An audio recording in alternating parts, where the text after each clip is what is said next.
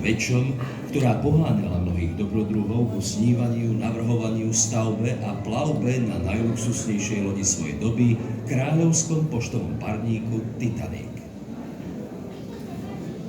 Spustená na vodu v roku 1911, merala viac ako 269 metrov a vážila vyše 52 000 tón, čo z nej v tej dobe robilo najväčšiu loď, aká bola dovtedy postavená, a zároveň najväčší pohybujúci sa objekt na svete.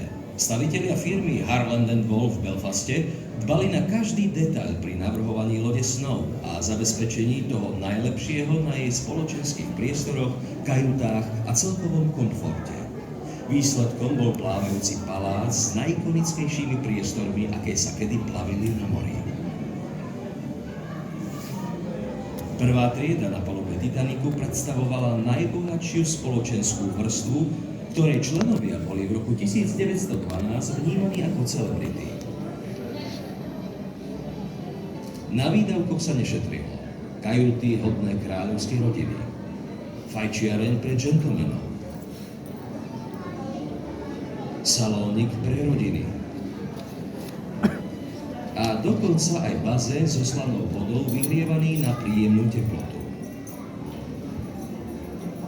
Ako sa stredná trieda rozrástla na prelome storočia, narástol aj transatlantický pohyb cestujúcich. Pasažieri druhej triedy si mohli vychutnať výber vynikajúcich literárnych diel v knižnici. Priestranná jedáleň, ktorá sa rozprestierala na celú šírku lode. Ďalšia fajčiareň pre pánov a kajuty, ktoré svojou kvalitou konkurovali kajutám prvej triedy na iných lodiach. Pre tretiu triedu či kormidelníkov. Mnohí zažili elektrické osvetlenie či splachovacie záchody po prvý raz. Titanic bol zázrakom techniky.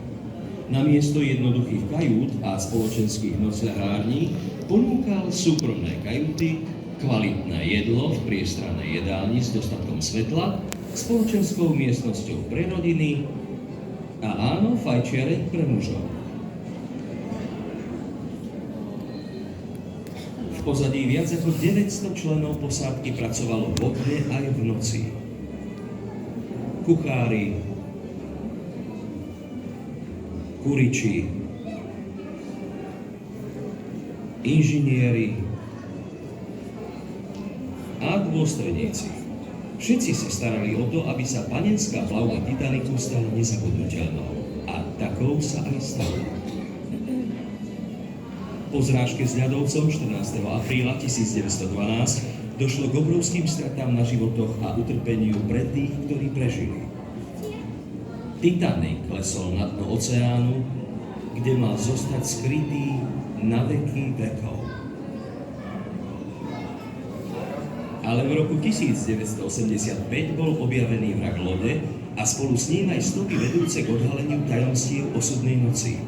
Od objavenia vraku spoločnosť RMS Titanic, ktorá je správcom vraku, vykonala na mieste 8 výskumných a záchranných expedícií, na ktorých získali viac ako 180 artefaktov, zozbierané počas týchto expedícií. Spomienky, osobné príbehy a rekonštrukciu kajút. Dnes zažijete zázrak Titanicu, ktorý sa datuje od našich prvých túžob prejsť cez Atlantik.